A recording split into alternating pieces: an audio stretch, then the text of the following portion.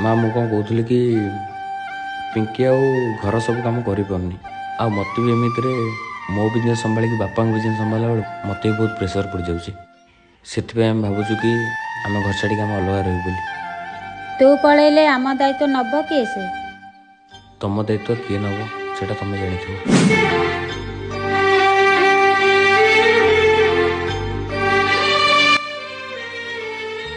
माँ भाई पढ़ला बोली तू मन खराब करछु। तमें मन खराब कर तुम पाखे मु अच्छी। तो झील पिलाटा कौन दायित्व नबू? माँ समस्त कहते झील जन्म पर घर को किंतु दरकार पड़े से झील तांकर पुओ है सारा जीवन तांकर सब दायित्व नहीं पारिबो।